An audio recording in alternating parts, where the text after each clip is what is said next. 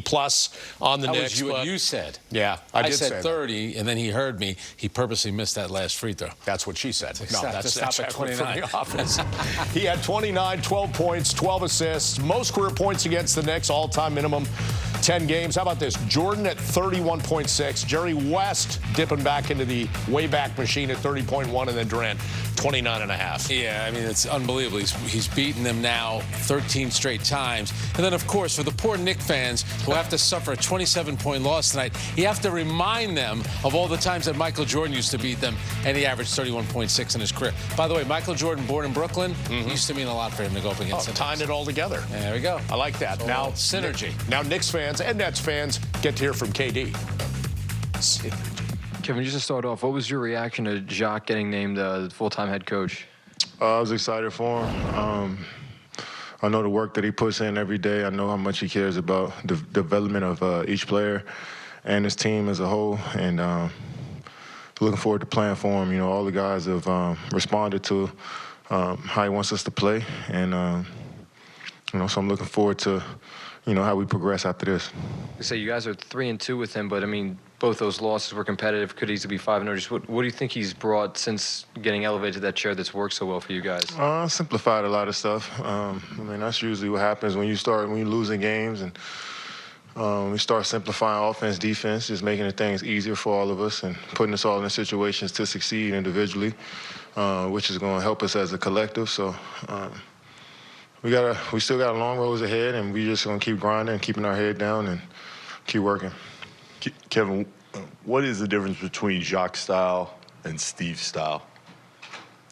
I mean, I don't even want to compare the two. I feel like both guys are high IQ guys that know the game. So it's just a matter of the players just going out there and making shots. I think we've been making shots lately and guarding up. So I don't want to compare the two, though.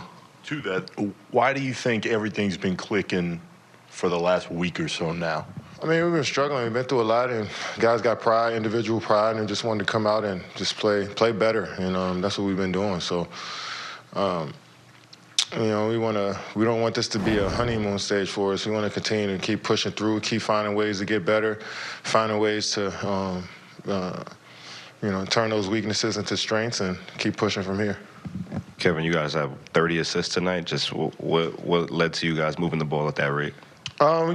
We called some good sets. We getting some space, and guys are getting downhill. Once you beat your man off the dribble, then the passes open up for you. So we're just trying to make the right play. Royce has been good handling the ball out top for us. Ed, Cam, Seth, and Ben played great tonight handling the ball for us. So the more guys we can get driving and kicking is the better for us. Obviously, Edmund missed the entire season with the Achilles. Just how have you seen him come along to be able to have the impact he had tonight? Yeah, his confidence is growing. That's a tough injury to come back on. You don't know how you'll feel, how your body will respond, but he's going out there and trying stuff. And, that's the best way for you to get over an injury is just to try and test yourself, push yourself to the limit. And he's getting into the paint. He's making threes, and he's just playing fast. So I'm excited for him. Some of your individual numbers have been as good as you've had to start a season, and obviously tonight, not just the scoring, but the rebounds and assists. When you guys have had kind of a chaotic start to a season, changing coaches, things, do you say, all right, at least to make sure they can depend on me. If I'm doing my part, we'll figure out the rest? Yeah, I always just try to do my job. I adopted that mentality about 10, 11 years ago working with Brian Keefe, one of our coaches here now, actually. And just all about just every day, no matter what, come to work and focus on being the best that I can be, getting the most out of myself every day. So I try to stay in that with that approach. And regardless of what's going on around, try my best to be, to make an impact. So I think we all have that mentality of just focusing on our jobs and controlling what we can. Last one. Yeah, there's a video going around pregame of you barking at some young Knicks fans. I don't think you've ever lost against the Knicks while you've been here. Just talk about the rivalry. What does it mean to you? Yeah, regardless of each team's record, there's always going to be a rivalry, regardless of who's on the floor.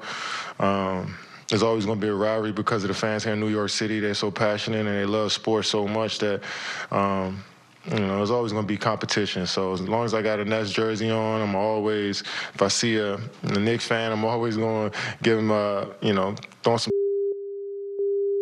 being a Knicks fan. So it only adds to the rivalry, and the fans feel more engaged if they see a player, you know, engaging in the rivalry as well. So it's all in fun. It is a good rivalry, and